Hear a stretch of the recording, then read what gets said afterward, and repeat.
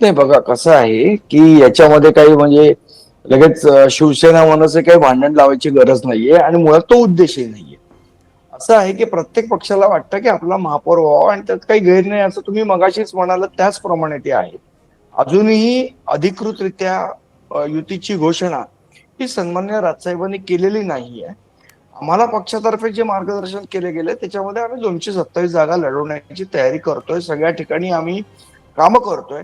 ज्या वेळेला समजा पुढे भविष्यामध्ये राजसाहेब असतील किंवा उद्धवसाहेब ठाकरे असतील हे लोक ठरवतील त्याप्रमाणे ते होईल. पण पण अशी काही आज आधीच तरी चर्चा पक्ष झाली आहे, म्हणजे त्याला काही आधार आहे, तुम्ही आज जे बोललात त्याला?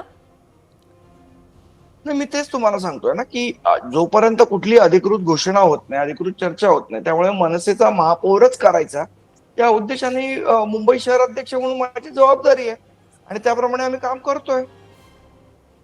जेव्हा निवडणुकीचे निकाल लागतील तेव्हा ठरेल, पण मुंबईचा महापौर आपल्याला करायला पाहिजे, तो मनसेचा झाला पाहिजे, ही महत्वाकांक्षा बाळगण्यात काही गैर आहे असं मला वाटत नाही.